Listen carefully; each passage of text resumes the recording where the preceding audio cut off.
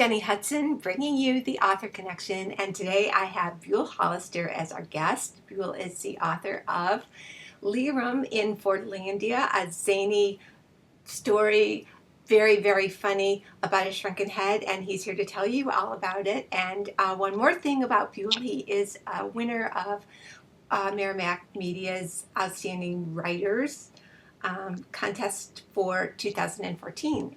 So welcome, Buell. Well, thank you very much. Well, welcome to your show, Jenny. Yeah, so show us the book. It just came out. You're right here. Great, great, great. And what I'd love for you to do is tell everybody about Leeram and how you came to write a book about a shrunken head and a little bit about the story. Oh, absolutely.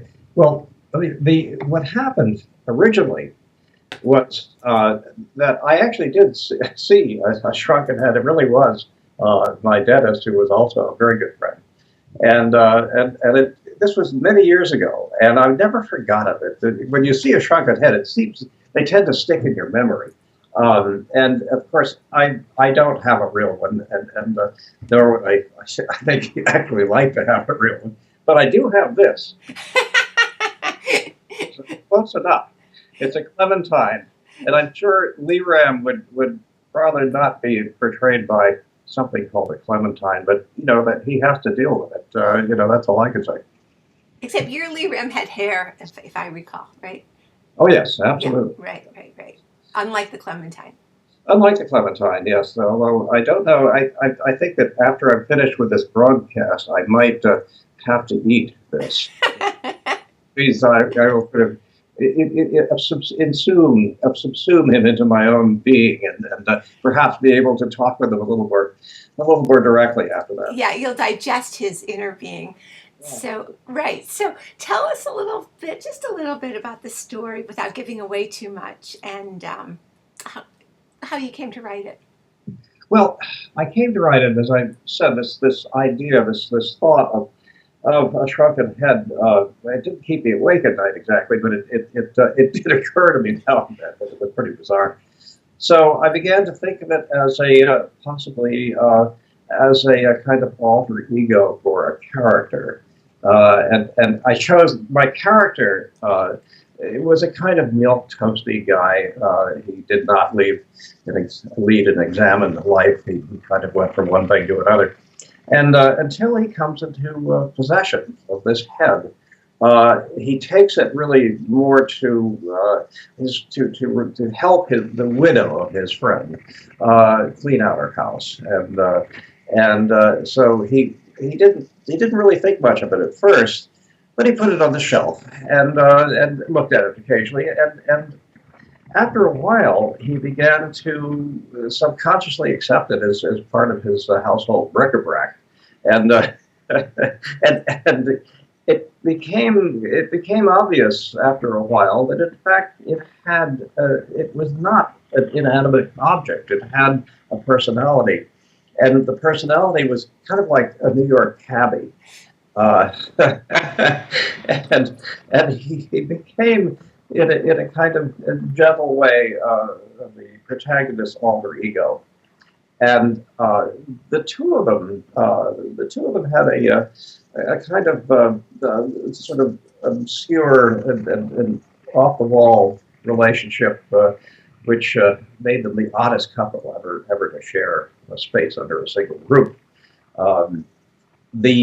What happens during the story is that Leeram, his name is Leeram, by the way, which is a kind of contraction. When the protagonist first saw the shrunken head, it reminded him a little bit of the face or the head on the can of chewing tobacco called Red Man Tobacco, and so he became Little Red Man, and so that became shortened, collapsed into Leeram after a while, and it just became Leeram. And between the two of them, they get into some very strange adventures. Right, but I think people are going to want to read this story because there are some amazing adventures, but I do want you to tell about one of the adventures. Oh. And when they go to, without giving away too much, Okay. when they go to Fordlandia. Yes, they go to Fordlandia, and the first thing that happens, of course, is What is Fordlandia? Tell everyone. I'm sorry? What is Fordlandia? Tell Oh, everyone. yes, right. Fordlandia is a real place. Fordlandia was started in 1927 by Henry Ford, and a lot of people don't know about it. He wanted a rubber plantation to provide rubbers for his rubber for the tires of the Model T Ford. And so what happened was he decided that he would take a Midwestern city and literally recreate it in the middle of the Amazon rainforest, right down to the architecture and the layout and the street lights and the schools and the hospitals and the Saturday evening square dances and everything else. And he did. He actually did this, and he put it right down on one of the tributaries of the Amazon River called the Tapajos. And it's about as far away from any civilization that you can imagine. And what happened was that it was a colossal failure. All kinds of things happened, blights and rebellions and everything else, if you could imagine. And he never really got it working properly. And after a while, sort of to the insult to injury, they invented artificial latex. And so they didn't really need a rubber plantation anymore. So on your website, if people want to see this, I know you've got some great photos of Fordlandia and in its decayed state, and it's pretty interesting. So, and by the way, Buell's website is? Yes, it's my name, BuellHollister.com. I was with nothing, just one word, BuellHollister. Right, so you take Leeram to some interesting places, and there's some pretty amazing things that happen. So I'm just wondering what the takeaway is for the reader on this book, besides having a very entertaining time with your book, which is, it's very funny. Well, it's the takeaway, I think, would be this, that really there are endless possibilities. You never really know what's around the next corner. And sometimes it can be completely unexpected and bizarre and lead you in a direction that we never would have imagined before. That's, I think, the important takeaway. And do you think Leeram taught his owner to live more? Right. Gilbert Greenbush is the name. Yes, Gilbert. I just spaced out on it. Yes. Yes. Yes. Oh, he taught Gilbert during the process of the book grows enormously as a human being. He becomes assertive, and he begins to really plot his own path in life. And of course, Leeram is very helpful about this. Leeram, in a lot of ways, is like a personal screen or script writer, if you can imagine. Everyone wishes they had a little script writer built in so that they can have the perfect retort. Right. Instead of saying, "Gee, I wish I would have said that," you've got someone who just says it, to you. That's really great. Well, maybe we can all access our inner Leerams after we read this. So, what is next for you after this book, which just came out, or is just coming out now as we speak? Well, I've got a sequel. I've got a sequel underway, and the book is they have sort of been shoved off center stage a little bit by Big Ag, which is really this international, overwhelmingly large commercial agriculture industrial complex.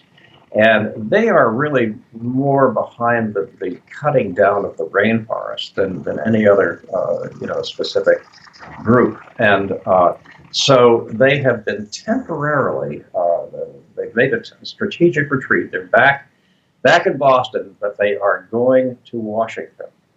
And that's all I can say right now. But they are going to have, they have some collaborators now that they didn't have before. Including, by the way, Henry Ford himself, who comes back as a freshwater river dolphin covered with liver spots, and so he's down outside. So he will be. This will be interesting. We'll have great adventures. Well, that sounds great. So, Buell has a long history of writing. I know you've been an editor for a long time, and you've had a pretty interesting career. And instead of going through all of it, I know people can read more about you on your website. But is there anything in particular in that career that has influenced you in your writing, in what you write about?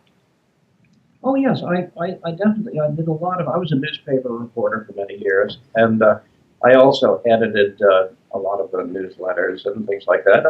And wrote plenty of articles for usually about boats and the sea. That was my specialty. I spent 15 years working with the Massachusetts Division of Marine Fisheries, and so that's really where most of my expertise lies. But I decided a couple of years ago that I wanted to look into fiction, to start getting involved, writing fiction. I have enough experience now to really put some sinews and bones, and some structure into a fiction. And plus, I enjoy writing humor. Yeah, and you're very good at it. So, Buell, where can people find your book? They can find my book. It's on Amazon right now. Right. Leeram in Fordlandia. Search it that way, or you can go to my website and there's a link on my website that you can follow. And it's on Kindle too, so And it's the same thing. Just wonder if there's anything else I forgot to ask you that you want to talk about. yeah, let's see. I think that what I'm doing in the book is to explore, to sort of go one step farther. For example, I think that since we have Leeram here, who is actually just this, he really is in the afterlife, and he has to communicate through the wormhole, and otherwise, why he would just be a clementine or in the case of the book, a coconut. But he has to get, and he. So we have to understand a little bit of what the afterlife is like, and it turns out that the afterlife is exactly what Homer thought when he wrote the Odyssey. And it's when Homer is on his way back from Troy, he stops and visits the land of the dead.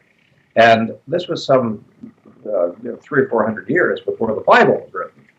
And so it turns out in this book that Homer was the only one who had it right all along. And so read the book and you'll find out what it's like on the other side of a wormhole. Well, that's great, and I think that's a wonderful piece of advice, and I hope everyone follows up and reads your book and visits your website. Again, it's buellhollister.com. And thank you so much for being on the Author Connection. And I'm going to, there, hello. Thank you. Yes, and it's great having you as our guest. And this is Jenny Hudson with the Author Connection, the voice of independent authors, sponsored by Merrimack Media. And please visit our website for more interviews. And thank you. You've been a great guest. Oh, thanks very much, Jenny. You've been a great interviewer.